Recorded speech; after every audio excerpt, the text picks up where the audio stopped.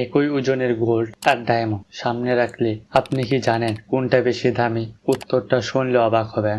ধরুন আপনার সামনে 1 গ্রাম গোল্ড আর 1 গ্রাম ডায়মন্ড, দুটোর ওজন একই, কিন্তু দাম কি একই? একদমই না। গোল্ড এর দাম মূলত তার প্রায়োরিটি এবং মার্কেট প্রাইসের উপর নির্ভর করে, কিন্তু ডায়মন্ডের ক্ষেত্রে হিসাবটা অনেক বেশি কমপ্লিকেটেড। ডায়মন্ডের দাম নির্ধারণে গুরুত্বপূর্ণ হলো কোর্সিয়াস, মানে ক্যারেট, কালার, ক্ল্যারিটি আর কাট। আর ডায়মন্ড যত রেয়ার এবং হাই কোয়ালিটি হয় তার দাম তত বাড়তে পারে। এমনকি একই 1 ক্যারেট ওজনের 2 ডায়মন্ডের দামও অনেক আলাদা হতে পারে, কারণ তাদের কালার, ক্ল্যারিটি এবং কাট আলাদা হতে পারে।